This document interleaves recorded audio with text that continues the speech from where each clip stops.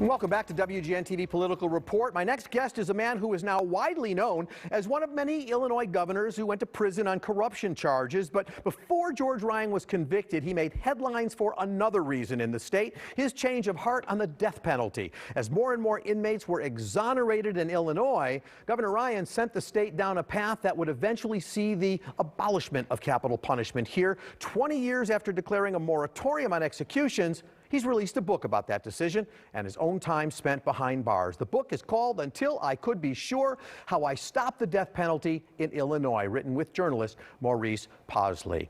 Former Governor Ryan joins us this morning to talk about the book. Governor, good to see you. Appreciate it.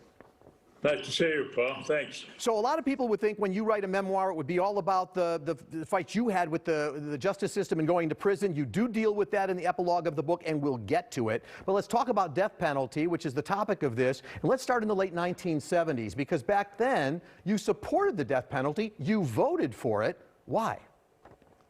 Well, I was a supporter of the death penalty for pretty much most of my life until that time. That was back in 1997 when the Supreme Court authorized states to reinstate the death penalty in the United States. And we had a vote on the House floor, as I recall. I mean, I recall that vividly, that day that happened.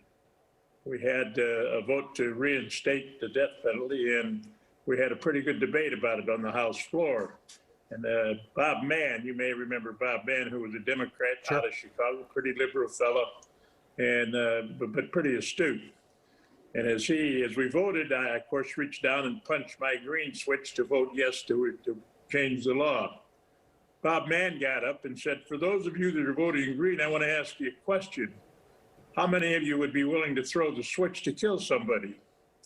Well, that was a kind of a little bit of a shock. I thought about it.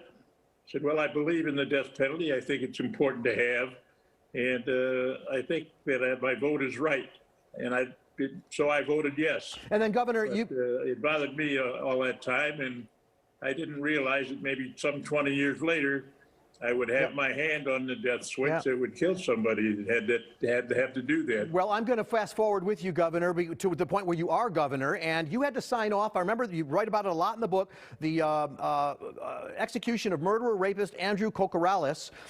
In fact, he thought you would stop his execution. You let him die.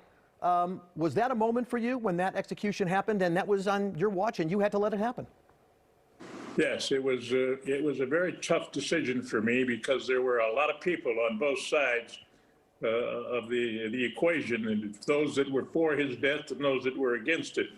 And I had a lot of heavy hands on me from the people that were supporting Kokorales, and most of it was from the church people, and especially, he was a Greek, and the Greek archdiocese who used to call me almost every day before he was executed. But I made the final decision and to do it. I wasn't going to do it, but I did, and it was the right thing to do, I guess. But it's bothered me ever since. It's not easy to be responsible for killing somebody, whether they're whatever they do. Or having somebody to kill him. But it was a trying time for me. The Governor, the book is filled with all sorts of stories like that, some horrendous crimes, even one involving a neighbor of yours who was killed by being buried alive. But here's the thing. Capital punishment invokes the most intense of emotions in people, forcing them almost to put rational thinking aside. How did you make that switch to that rational thinking when you had to deal with family members who perhaps wanted to see somebody put to death who killed their loved one? Well, when I realized how broken the system was, the Tribune did a whole series about the flaws in the system and how bad it was and how much it needed to be overhauled. That's when I appointed a commission to change the law, and the commission came up with 85 recommendations to make corrections into the system that would eliminate or help eliminate the possibility of an innocent person being killed. And as a result, in an election year, the General Assembly only passed one of those articles that the commission had recommended, and that was the videotaping of confessions. Right. And the rest of the bills they let die in committee, and that's when I decided that we needed to have a moratorium on the death penalty. So, Governor, let me just, for the sake of time, I'm sorry to interrupt you, but so you signed the moratorium that didn't end the death penalty. It put it all on hold, but then you chose to commute 160 sentences. Just briefly, why did you not look at each of those cases individually to decide who should be commuted and which cases were properly decided? I studied every one of those cases day and night. I traveled with those records wherever I went. They were on the airplanes with me. They were in my car. I studied all 167 cases, every one of them. And when I completed, I said I couldn't determine who was guilty for sure or who was innocent for sure.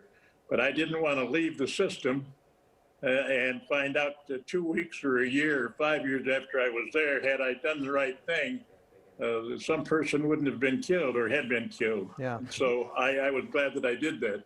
Let's talk about your personal situation. It's in the epilogue that you deal with your own conviction and time in prison. And since 2013, you've been fighting against the penalty. But is there something, in your view, fundamentally wrong with the federal justice system and how it progresses in non-death penalty cases? Because to this date, I don't think you accept the verdict of guilt in your case. Well, it's too arbitrary. It's too, there's 102 counties in Illinois with 102 prosecutors, state's attorneys. And from one county to a neighboring county, you can get life in prison or death or be exonerated totally based on the similar kinds of crimes. There was a lot of errors in that whole system. All white juries convicting African Americans, all prosecutors and prosecutorial misconduct. It was a situation that I had to look at and make a decision based on a lot of those factors. All right, Governor, we're out of time. I wish we had more time. I could talk to you for hours. The book is called Until I Could Be Sure. Definitely something everybody wants to pick up and read because it's a powerful story. You give a lot of details. And thank you, sir. Thanks for your service to the state. And I know the difficulties you've had, but thank you. Thanks, Paul. Appreciate it. Still to come on the WGN-TV Political Report, can Democrats regain control of the Senate this November? Tamon Bradley has more on the key contest in this week's Closer Look. Up next.